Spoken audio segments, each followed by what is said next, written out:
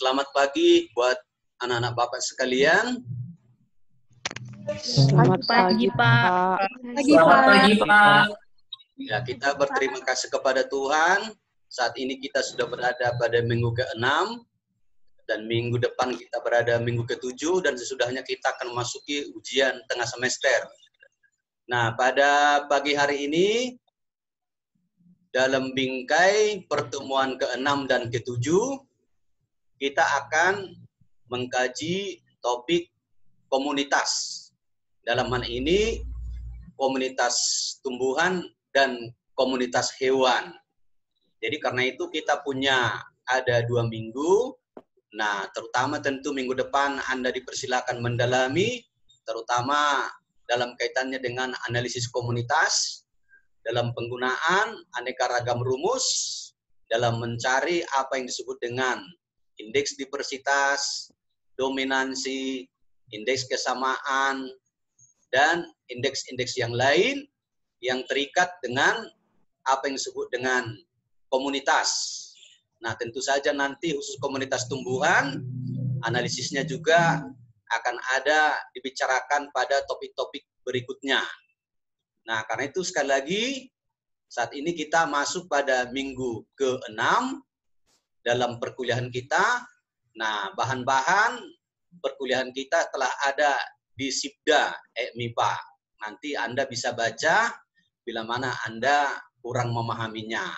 Jadi pagi ini sekali lagi kita membicarakan satu topik penting juga dalam ekologi, khususnya pada tingkat komunitas. Nah, Bapak share dulu ya untuk PowerPoint-nya.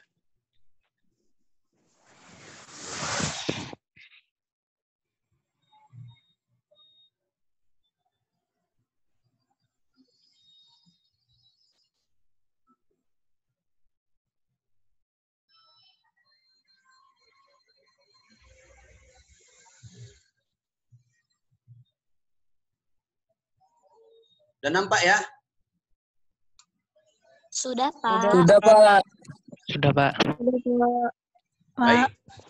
Nah, sekarang barangkali dari slide pertama ini Anda telah melihat saat kita membicarakan komunitas, baik itu tumbuhan dan hewan, maka kata kuncinya dalam komunitas itu, community itu, lihat akan ada di sini aneka ragam. Aneka ragam tumbuhan, artinya kata kuncinya ya tidak hanya satu jenis tapi beberapa jenis. Ya.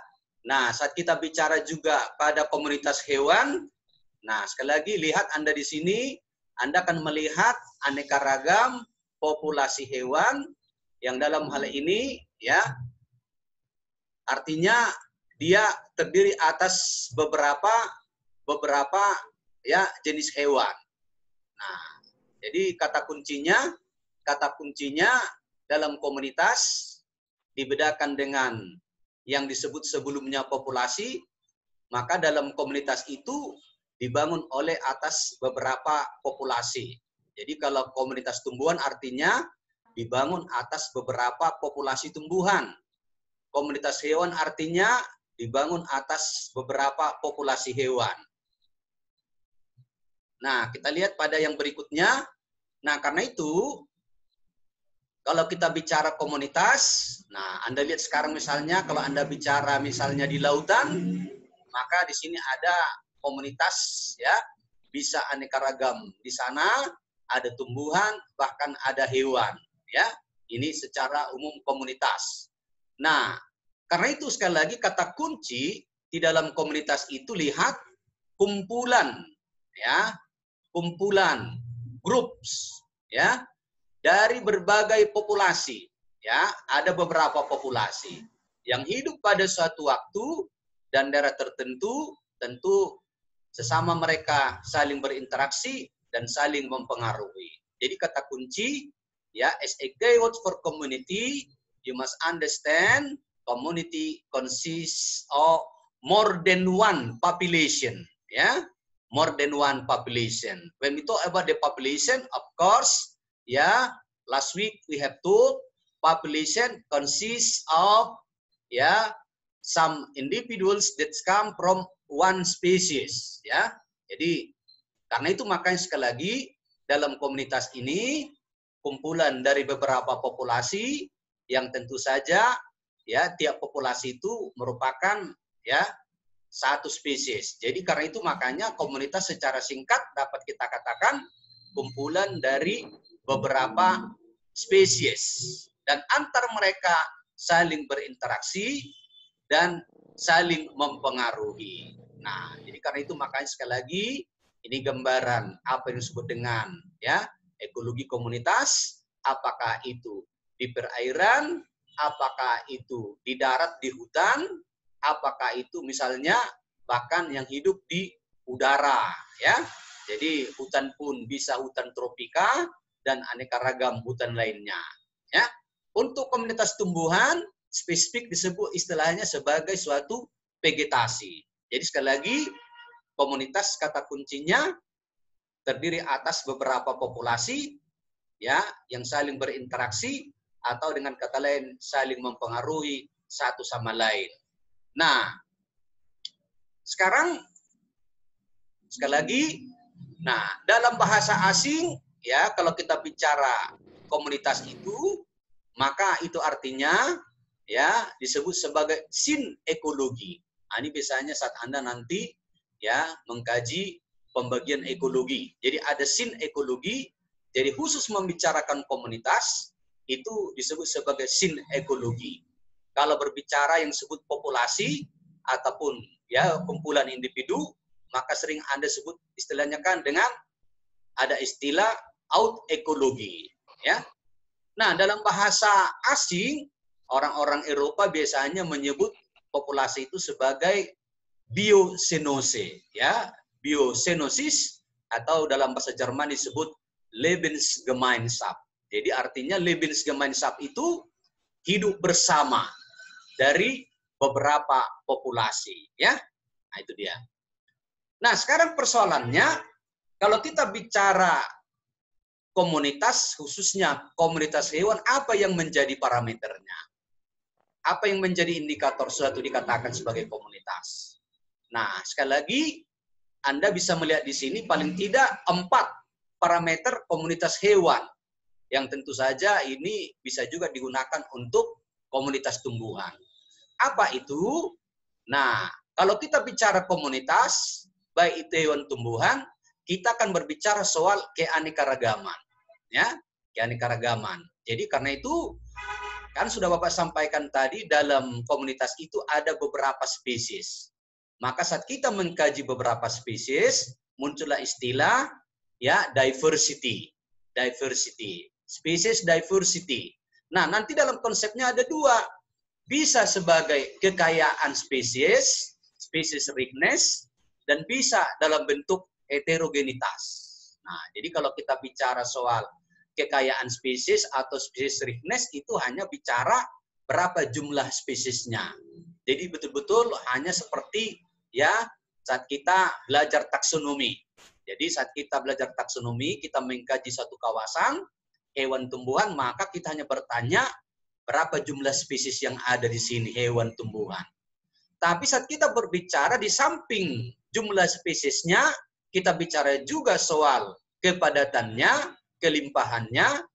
Jadi digabungkan jumlah spesies dengan kepadatan, maka itu disebut keanekaragaman bagian dari heterogenitas, heterogeneity, ya. Jadi konsep heterogenitas paduan dari jumlah spesies, the number of species, dan jumlah individu, the number of individual, both animals and plant, and normally we say that as density, ya, atau abundance. Nah, kemudian saat kita bicara komunitas hewan juga di sana ada dominansi spesies. Artinya saat kita mengkaji komunitas hewan tadi kan kita sepakat ada di sana beberapa spesies. Nah, saat Anda mempertanyakan spesies apa yang dominan pada kumpulan dari hewan tumbuhan itu namanya aspek dominansi. Jadi karena itu tentu bicara dominansi nanti sudah bersangkut paut dengan jumlah, ya, jumlah. Karena supaya kita tahu siapa yang dominan, maka itu didasarkan atas jumlah, based on the numbers of animals and plant in one habitats or in one location, ya. Nah, jadi itu dia. Nah, kemudian tentu yang ketiga berbicara soal kelimpahan. Nah, minggu yang lalu kan kita sudah bicara bagaimana menaksir kelimpahan, bagaimana menaksir apa disebut dengan kepadatan atau kerapatan. Nah, tentu sama halnya ya berkaitan dengan dominansi, kita dalam mengkaji komunitas hewan, kita juga akan membicarakan, nah, siapa yang berlimpah, siapa yang lebih banyak. Nah, saat itu kita membicarakan siapa yang lebih banyak, maka itu bicara soal kelimpahan relatif. Nah, tentu saja dalam komunitas hewan, nah, kita sering mendengar juga ya ada namanya struktur tropik. Nah, ya struktur tropik. Nah, tentu saja dalam struktur tropik ini sudah termasuk juga bagian dari ya tumbuhan. Karena saat berbicara soal struktur tropik, maka kita bicara apa yang disebut dengan produsennya, konsumennya, konsumen tingkat 1, konsumen tingkat 2, tingkat 3. Maka kan ada konsumen primer, konsumen sekunder, konsumen tertier. Dan ada pengurai, atau disebut dengan dekomposer. Jadi saat kita membicarakan struktur tropik, sekali lagi, kita akan mengkaji, nah, siapa produsen, siapa konsumen, siapa dekomposer. Makanya karena itu kan, tadi sudah Pak sampaikan, dalam komunitas itu kumpulan dari aneka ragam spesies, aneka ragam populasi, ya. So the collection, ya, of populations, ya. Jadi sekali lagi, ya, kalau kita bicara struktur tropik, Anda berbicara soal, ya, aspek-aspek produsennya, konsumennya, dan dekomposer. Nah, karena itu sekali lagi ini parameter komunitas. Tentu ini berlaku juga untuk ya tumbuhan. Nah, sekarang kalau kita bicara parameter komunitas tumbuhan apa? Nah, jadi nanti seperti ini Anda nanti sering ketemu dengan tumbuhan, Anda akan mengkaji misalnya penutupannya berapa, ya, covering, ya, dominansinya, ya, tampilannya bagaimana, performance-nya bagaimana, bentuk hidupnya, apakah sebagai dia pohon, apakah dia sebagai yang namanya tumbuhan bawah, apakah dia sebagai rerumputan atau semak.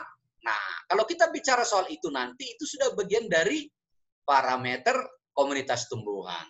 Ayo kita lihat, apa lebih jelasnya. Nah, lihat. Jadi kalau kita bicara parameter komunitas tumbuhan, tentu ada beberapa hal. Yang pertama Anda lihat namanya fisiognominya. Jadi bagaimana penampakan luarnya. Jadi kalau seperti tadi kan kita tampak luarnya apa dia. Ya, jadi performance, external performance of the plant. Karena itu makanya nampak dari arsitekturnya. Arsitekturnya, bentuk hidupnya, penutupannya, indeks luas daunnya, penologinya. Penologi aspek perbungaannya. Jadi mulai arsitektur artinya dia bentuk bangunannya apa, ya, arsitekturnya, bentuk hidupnya bagaimana, nah, baru nanti penutupannya bagaimana, baru ada beberapa namanya indeks luas daunnya. Jadi nanti ya jumlah daun bisa dihitung dan berapa luasnya. Nah, tentu saja yang namanya, sekali lagi, fisiognomi itu persoalan tampilan luarnya. Jadi seperti tadi kan, kalau kita bicara tampilan luar, maka bisa kita sebutkan tadi kan dari luar kita lihat, oh ini ada yang besar-besar, yang besar-besar tinggi, pohon, ya. Oh ini agak dia menengah, ya. Maka ada mungkin namanya jadi kelompok semak, ya. Oh ini paling rendah, di bawah-bawah. Oh, ini namanya ada, ya bisa saja semacam rerumputan, grass. Bahkan nanti semua itu dibicarakan dalam bentuk, ya, fisiognominya. Maka, oh ini kelompok lumut. Oh ini kelompok paku. Oh ini kelompok, ya monokotil. Oh ini kelompok dikotil. Bahkan oh ini kelompok jamur, fungi. Oh ini kelompok alga. Jadi tampilan-tampilan luarnya. Nah, itu parameter dari komunitas tumbuhan dari aspek fisiognomi. Nah, sekarang boleh juga dari daur nutrien. Nah, jadi bayangkan sekarang kalau komunitas satu tumbuhan misalnya di hutan, lihat satu parameter juga sebagai komunitas adalah tentang daur nutrien, hara. Berapa kebutuhan nutriennya? Bagaimana kapasitas penyimpanannya? Bagaimana laju kembalinya nutrien ke tanah? Baru bagaimana efisiensi penahanan nutrien pada daur nutrien. Ya, jadi ini persoalan tentang semacam aspek dari biogeokimianya.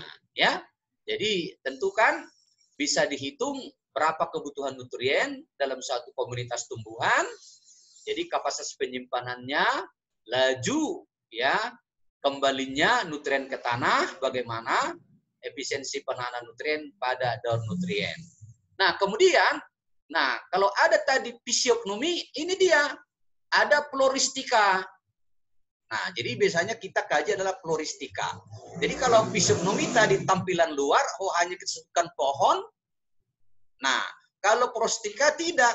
Di floristika itu kita lebih melihat lagi komposisi spesiesnya. Jadi seperti tadi kan tampak sebagai pohon, ya bentuk hidupnya, arsitekturnya tampak seperti itu. Maka pada floristika kita harus bertanya, apa spesies-spesies pohonnya? Apa spesies-spesies dari yang namanya rerumputannya? Apa spesies-spesies dari yang namanya tadi, misalnya ya dalam bahasa yang disebut ada kelompok shrubs ya. Nah, karena itu makanya ya kalau kita bicara floristika, sekali lagi kita bicara soal komposisi spesies, species composition. Karena itu makanya akan muncul apa spesies karakteristik, apa spesies umum, apa spesies yang opportunities. Ya, kebetulan dia ada. Jadi bayangkan misalnya kalau Anda nanti makanya dalam mengkaji ekologi tumbuhan, khususnya misalnya yang ada di hutan, misalnya bisa aja Anda mengkaji ya komposisi spesies paku. Maka Anda akan berbicara apa spesies-spesies paku yang ada di hutan itu. Kalau Anda bicara misalnya tentang spesies Nepenthes, ya, apa spesies Nepenthes? Kalau Anda bicara tentang misalnya jamur, jamur-jamur apa yang ada? Nah, itu dia namanya semua floristika. Jadi Anda akan menemukan spesies yang spesifik, spesies yang umum. Bahkan di dalamnya tersangkut pula apa yang disebut dengan kepentingan relatif. Jadi saat Anda membicarakan misalnya pohon tadi, dapat spesies A, spesies B, spesies C, Anda juga bertanya, bagaimana kepentingan relatifnya? Berapa kerapatannya? Berapa penutupan? Nah, penutupan ini nanti bisa ditaksir, ya, bisa secara kuantitatif, bisa secara kualitatif. Jadi nanti disebut aspek penutupan itu aspek dominansi. Dominansi dalam hal ini, ya, covering. Jadi Anda bisa lihat satu pohon, penutupannya bagaimana? Ya, jadi penutupan itu namanya coveringnya. Indikator dominansi. Jadi makanya nanti ada juga namanya di samping kerapatan, penutupan, ada juga namanya frekuensi. Artinya dari 10 kali Anda sampling, berapa kali dia ada spesies itu. Nah, karena itu nanti ini dalam analisis vegetasi akan muncul aneka ragam metode untuk menaksir ya kerapatan, penutupan, bahkan frekuensi. Nah, juga persoalan perubahan perkembangan menurut waktu. Ya, itu menjadi juga ciri komunitas dari tumbuhan. Maka kalau kita bicara suksesi, perubahan-perubahan yang terjadi dalam sebuah komunitas tumbuhan, mulai dari tahap awal sampai menuju tingkat yang stabil, namanya itu suksesi.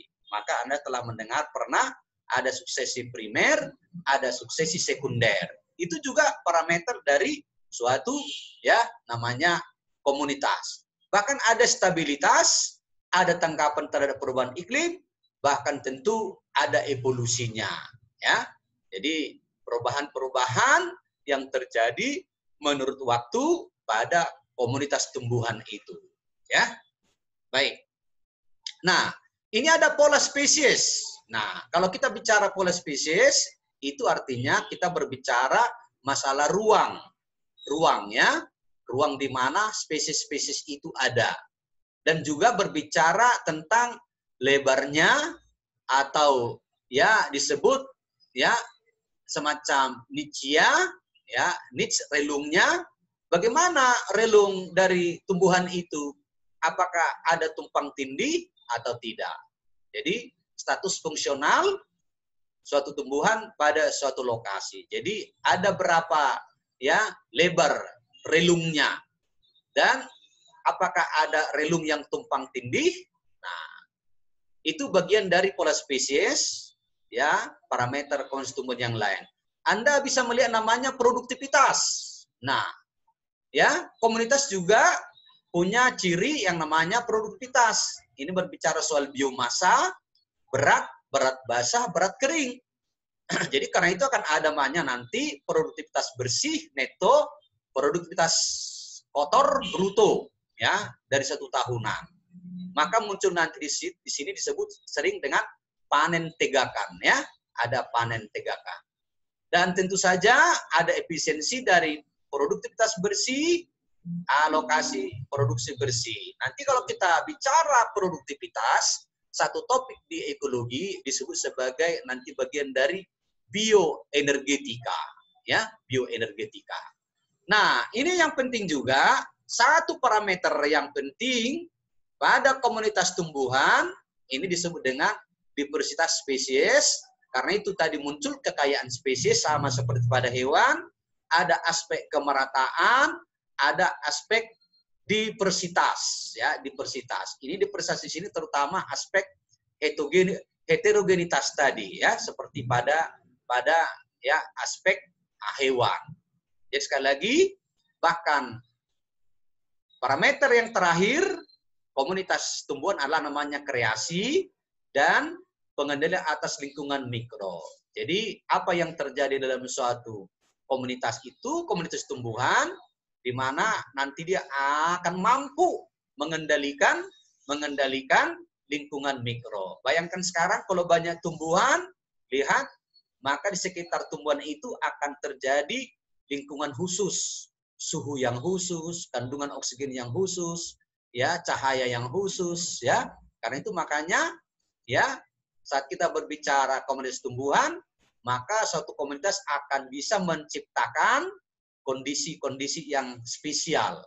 Jadi kalau misalnya Anda berangkat ke misalnya Brastagi, maka di sekitar Taman Hutan Raya Anda akan merasakan ada penciptaan lingkungan khusus, ya, di mana di sana akan terasa lebih segar, ya, ada kelembapan yang tinggi, suhu yang lebih rendah dibandingkan dengan kondisi ya misalnya di Medan.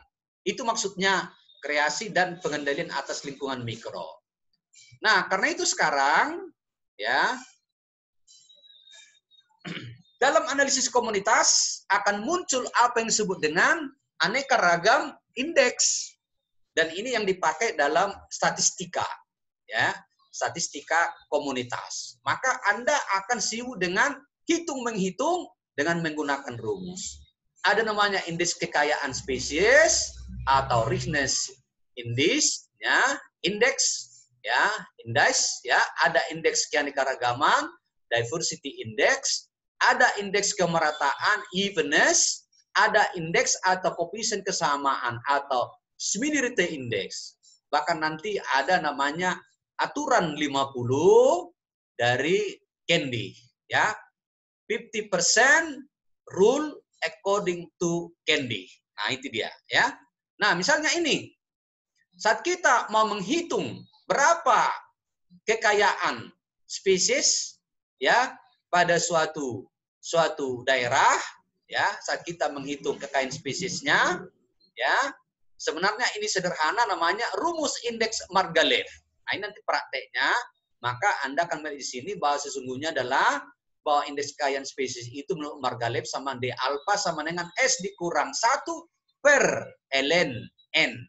Ini jumlah spesies tumbuhan hewan dikurang 1 logaritma natural dari jumlah total. Atau menggunakan rumus Menhini. Ya, Menhini, ya, lihat di sini Anda akan melihat DB sama dengan S per akar N.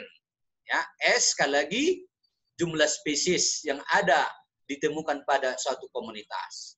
Nah, ini sering dipakai indeks keanekaragaman, diversity index, ya, according to Shannon Wiener. Kadang-kadang disebut Weaver. Nah, bolehlah. Jadi rumusnya H aksen sama dengan sigma PI ln PI. APP itu adalah jumlah spesies yang kita kaji, jumlah individu spesies yang kita kaji, ya, dibagi dengan jumlah total dari spesies-spesies yang ada di habitat yang kita kaji. Jadi misalnya kalau ini misalnya kalau ada di sana ABC, A5, B5, C4, maka di sini NI adalah untuk masing-masing, ya. Misalnya kalau jumlah totalnya kan 5, 5, 4, 14, maka NI per N itu 5 per 14, 5 per 14, dan 4 per 14. Nah, nanti dalam prakteknya ya. Nah, ada kemerataan. Apa maksudnya kemerataan itu? Evenness. Jadi nanti itu nilai E-nya atau J-nya ini merupakan ya hasil bagi dari indeks keanekaragaman yang kita peroleh, namanya ini H aksen, dibagi dengan indeks keanekaragaman maksimum. Indeks keanekaragaman maksimum dapat dicari dengan logaritma K. Jadi logaritma dari jumlah spesies yang ditemukan ya di lokasi itu, ya. Nah, ada namanya indeks atau kesamaan. Ya. Namanya disebut nanti ya kesamaan menurut Brickartis. Ya, ada juga kesamaan menurut Sorensen. Tapi yang paling bagus ini dia, ya. Nah, coba nanti ya lihat ya materinya, bahkan ada itu di tugas, Anda akan menghitung ya nilai-nilai ini. Jadi nanti ya similarity index ya IS sama dengan 2W, nilai penting dari kedua komunitas yang dibandingkan itu ada nilai ya penting dari komunitas A, nilai penting dari komunitas B. Nanti Anda bisa melihat di sini ya, kalau di tumbuhan boleh sebagai biomasa ya, baik pun pada hewan. Jadi sekali lagi W-nya nilai penting, kemudian A jumlah nilai penting komunitas A, B jumlah nilai penting komunitas B.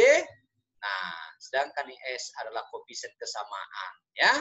Nah, similarity coefficient. Nah, jadi ini koefisien Sorensen ya. Ini lebih kasar ya, lebih kasar perhitungannya. Yang lebih bagus tadi adalah ya Brickartis ya. Jadi kalau di sini hanya melihat C misalnya ini jumlah spesies yang hadir pada komunitas A dan komunitas B, S1 jumlah spesies yang hadir di komunitas A, jumlah komunitas spesies yang hadir pada komunitas B. Jadi di sini tidak dihitung individunya, kepadatannya, tapi hanya jumlah spesies yang hadir. Nah, jadi karena itu nanti Anda bisa baca, nanti ini dibagikan. Nah, aturan 50% dari Kendih, apa maksudnya ini? Menurut Kendih, kalau kesamaan dari dua komunitas yang dibandingkan masih mencapai angka 50%, itu berarti komunitas yang dibandingkan itu belumlah menjadi dua komunitas, melainkan tetap satu komunitas. Akan tetapi bila mana ya indeks kesamaan dari dua komunitas yang dibandingkan itu lebih besar daripada 50%, maka kita bisa menyatakan kedua komunitas yang dibandingkan itu telah menjadi dua komunitas yang berbeda. Dan karena itu tidak ada alasan menyebutnya sebagai satu komunitas, tapi telah menjadi dua komunitas yang berbeda. Nah, karena itu maka sekali lagi yang disebut dengan aturan Kendih. Nah, jadi ya anak-anak Bapak sekalian, ya memang ini perhitungan matematis, ya. Memang harus ada prakteknya. Ya, nanti mana-mana yang kurang jelas boleh ditanyakan dan bagaimana implementasinya menggunakan rumus-rumus ini. Jadi rumus-rumus ini sangat penting saat nanti seorang ekologiwan menilai kualitas lingkungan.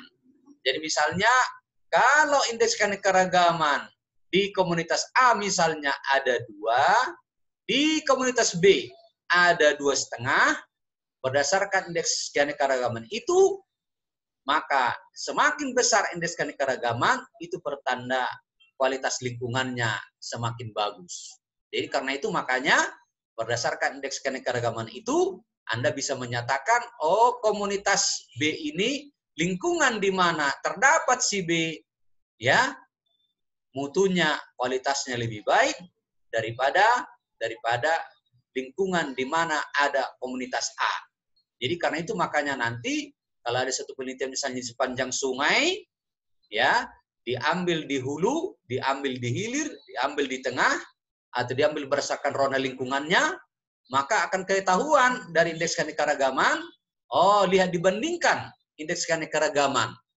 Sepanjang sungai itu berapa stasiun tadi? Kalau 3 stasiun, maka lihat kan, maka dihitung berapa indeks keanekaragaman hewan dan tumbuhan di stasiun 1, berapa stasiun 2, berapa stasiun 3, sampai seterusnya. Stasiun di mana paling tinggi indeks keanekaragamannya, maka itu menunjukkan sungai, lokasi tersebut, stasiun tersebut merupakan stasiun yang kualitas airnya lebih baik.